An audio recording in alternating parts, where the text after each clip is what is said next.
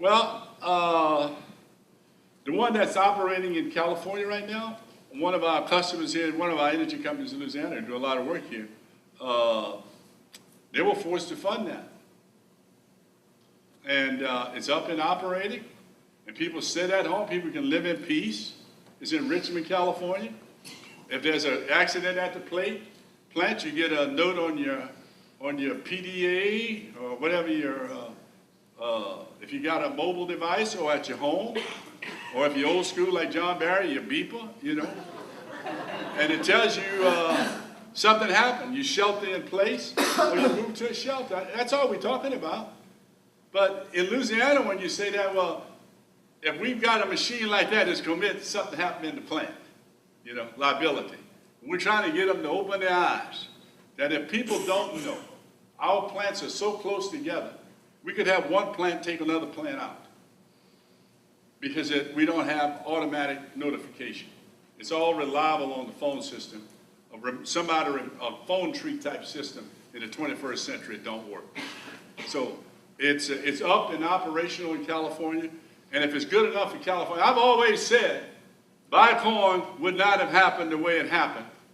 And we wouldn't have lost Bayou-Corn and Grand Bayou if they were near Boston. I'm telling you, we get no respect from this federal government when it comes to environment in Louisiana. Camp Minden would not happen if it was near Boston. Okay? We have sacrificed much in this state for the economy of this nation.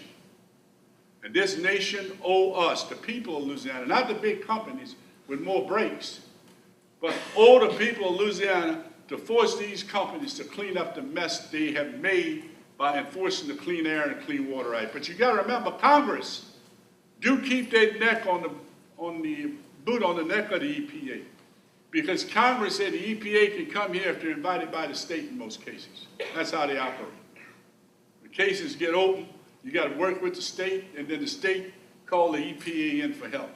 We got to get that changed, because the EPA right now set back on Bayou-Corn and just will observe us.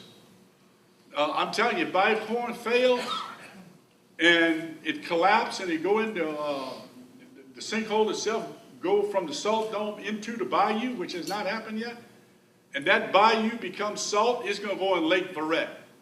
And as I told the people at EPA and DNR, when Lake Verret becomes salty, the world will know about it. And the President of the United States is going to be standing on a rose garden telling the nation what has happened. That's how big an ecological problem this is going to be. Do we have the Corps of Engineers down there? No. Do we have the Department of Energy down there? No. We got some company hired by the state called a local company that operate out here, hire people from here, nothing wrong with that. But I'm not convinced we brought the best minds together to stop that thing, or nor the best engineering capacity that we could to prevent Bayou-Corn. But when it happens, it's going to be national news. It's going to be global news. When that water get into Bayou-Corn and go into Lake Verret, it's going to do the same thing it did at Jefferson Island. It's going to turn the water to salt. And that was done because of weak state laws and not enough regulators to go out, nor the ability of the state to tell industry no. And that place is still operational today with very dangerous gases in it being stored in that salt. No, we're out of time. We have to go.